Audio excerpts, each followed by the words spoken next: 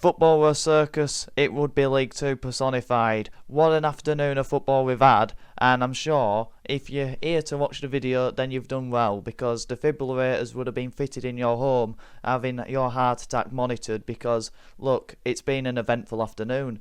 Carlisle beating Port Vale, Doncaster smashing Tranmere, and Walsall fighting back against Harrogate, having been 2-1 down, and they still can't win. They're still winless in God knows how many games, and 2 wins in God knows how many games. On a abysmal run of form, can they turn it around? But this is fantastic for Bradford City. Last night, I couldn't have done the match reaction last night anyway, but I could have done it this morning. I thought, well, it would be a bit stupid to do it after not knowing what the results are, because you get a very different reaction to where we are. We're still in the top 3, we're still 2 points clear of Walsall, or maybe a point clear of them with that draw that they got. And let me tell you now, I'm still very confident that we're going to get promoted, and I've still have the faith in the players, because what we've seen from the last few games, the Port Vale one, it's a very tough place to go. They're a fantastic team that I'm pretty sure they're still going up, but it gives them a bit of nervy ending. You think, oh well, they're going up the coasting. Well, let me tell you now, they have to host Grimsby, one of the best away teams in the league in 2025. They've been fantastic away from home. That is not an easy game. They've got to go to Wimbledon, and Gillingham, they love getting points off people, so it's not an easy running, and it's not going to be clear sailing as it looked to the start for them. Obviously, yeah, you'd be stupid to bet against them not going up, but they're definitely having to look behind them now. Doncaster, they've got a very tricky running with a short period of fixtures. Whilst they look like they're going to go up, and with that 3-0 win against Tranmere, they've got to play. They've played on Tuesday, they've just played on Friday, they've got to play Monday, then they play us on Saturday, and the pressure's going to be on them, having only give us 1,000 fans. That's our team talk sorted. So, it's going to be a fantastic end to a season. We've got something to play for. Yes, it's unbelievably tough to watch. It's unbelievable tough to distract yourself from it.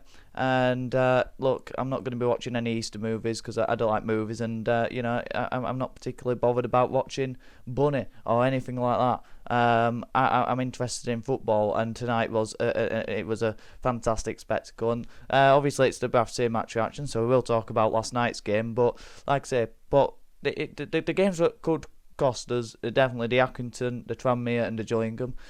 But obviously the Swindon game, that's a fluke. That's a fluke of a game. You will never see a game of football like that in your life, and some of you might have. So, I might have contradicted myself there, but I haven't, and I think I'll struggle to see a game like that in person again. A red card, 2-0 up, before the red card coasting, 2 last-minute goals to equalise and then win it, 2 own goals as well, and just the way the game ebbed and flowed. We thought we scored the winner with a 4-3 goal. It was a crazy game, and unfortunately we came on the wrong side of it for a stupid tackle. And then Notts County last night, look, Notts County are a good side. A few of the fans have come away with idiots, but they've got a lot of good ones. But a lot of them haven't really shown themselves in glory, and unfortunately that seems to be the case when you're such a big team like Bradford City, and so much expectation, so much pressure on you. You become the most hated team in the division, which only goes to show how big we are. That everyone hates us. Swindon fans have been obsessed, Notts County fans have been obsessed. So it shows how small their clubs are. But no, to be fair, there's some good ones, including Hartley High. What are your thoughts on the game and everyone else? But I won the bus back last night, and the two Chris's, Chris, the Leeds fan, I don't think he'll be watching, but he had a lot of good to say about City, considering he's a Leeds fan, and saw it from a different side that we played well, and they didn't offer much. And that's the thing with Notts County, it's backwards, sideways, and to be fair, I agree with him and Alexander that I thought we defended well, because they didn't do too much, they didn't bother us too much. They had a few half chances, and they just scored an outrageous goal for League 2 level. McGoldrick's nowhere near this standard of football, and he scored one of the best goals I've seen live, and took credit to him, because that is something that is just out of this world. So credit to him, but that's all it took. Just a goal like that, a moment of magic, and that's what cost us the game and got them a point from it. If we'd have lost that game, well, there's big trouble, because it brings them into the picture, and it would have put us into big trouble going into these big 3 games, because Notts County can beat Cheltenham, they can beat I think they've got Harrogate. I'm not too sure who else they've got. And they've then got Doncaster. They can win their last 3 games, and if they do, they could have done that if they beat us, but they drew. So we've got a good cushion against them now. I thought it was quite embarrassing, Maynard shushing the home end, considering, he's this tactic philosopher, tippy-tappy nonsense, this coaching from a book, from Pep, and a football manager guru, all this and all that nonsense that you get from a Stuart Maynard type of manager, and it's took a flash in the pan, an outrageous solo goal that's got nothing to do with tactics. It's got, it's all about a feel of a game and a phenomenal individual talent of a player of a goal. And he's gone shushing the fans as though he's got any credit from it, which is quite embarrassing considering how much his own fan base despise the man. And now he's caused a conflict between the Bradford City fans. So well done, Stuart. You're a bit of a clown, to be honest with you. But anyway, moving away from them specifically, I thought we weren't too bad. We had a lot of half chances, and I saw the other Chris, the 2 Chris's, the Chris from Cleckheaton, obviously bus buddies. Nice to shout him out again, and nice to see him. But yeah, I thought we played all right. Good point. And from the results, from what I've just watched now, Walsall dropping points again, Doncaster winning, but we've still got to play them. And it's all on Monday. It's all on what we do. And you're only in control of what you can do. If we win all our last games, we will be up. And that's as simple as that. We've got 3 cup finals. There's no reason why we can't go and beat Chesterfield, Doncaster and Fleetwood, or go and beat Chesterfield or beat Doncaster. There's a lot of fans fearing them. There's a lot of people fearing them. But at the end of the day, they're just a normal team as any other else, because League Two's it's a unbelievable division for a neutral. Everyone's got their eyes interests on it from the top and the bottom. So many teams fighting for positions. It's very similar to a championship, but a completely different standard. But it's so even. And I really don't think there's anything from the bottom of the league to the top of the league. I swear down on that. So playing Chesterfield and Doncaster, to me, ain't that much different from playing a Swindon or Fleetwood. So there's no reason why we can't go and beat them. We've got to beat Fleetwood on the last day. It's going to come down to that. It's probably going to come down from a goal difference, as I'm reliably informed.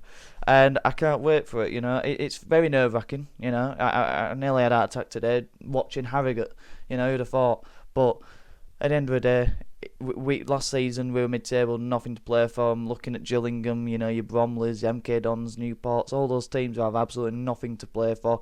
It's awful. And you're looking up at your Bradford, your Port Vales, your Walsall, Notts Counties, all those at the top, and you're thinking, oh God, I'd love to be in that.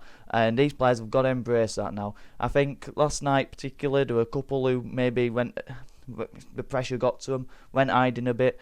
We saw that against Swindon. We can't have any of that. These players have been playing at a great level throughout the season, and they've come a long way.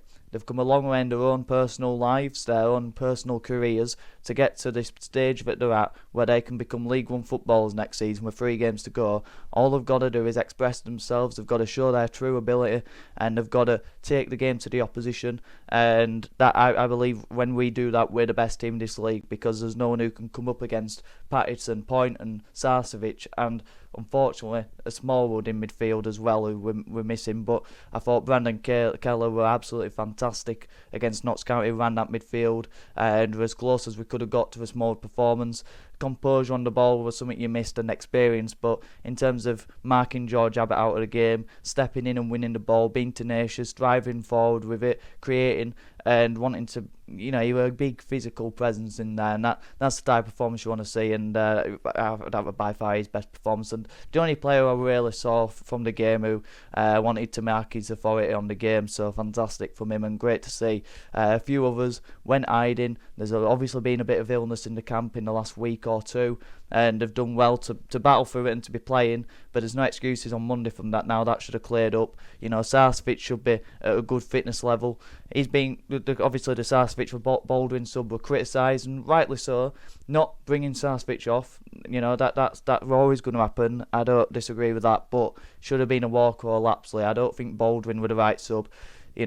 I want to against playing him from the start there, but when you 1-0 up, it sends a message to the rest of the players and not scouting that like, we're a bit fearful we're going to sit off a bit, and that's what we did. We just sit off a bit more and allowed a bit more pressure on, allowed a big momentum surge, and then all of a sudden McGoldrick cuts inside on that right. We're too deep to get out to him. You know, Keller's had a bit of criticism for not stopping it, but he's disguised the cut in, and then he's got his shot off quicker than Usain Bolt in the 2012 Olympics. You know, he's got it off really quickly, but we invited the pressure, and I think that were mentality of the sub that happened. But in terms of Sarcevic, can't complain. Should have been more attack minded with the subs, and we saw that against Swindon as well. So that's something that we can't see a repeat of, because if we do, then that's something that's going to end up costing us, and Alexander's going to face a lot of criticism for that, for his defensive subs that remind us of Hughes. But the comparison isn't the same. I was looking at it earlier, that Bradford Bank sub was unbelievably mind-blowing, how that could happen, how when it was 2-2, you know, we equalised to make it 2-2. We were playing for penalties and we brought off an attacker for a defender to go to a back three that we haven't played all season, then the score straight after. No sub will ever be like that. But I have faith in these players. These players have shown a belief and a character to come back from behind and to hold on to leads.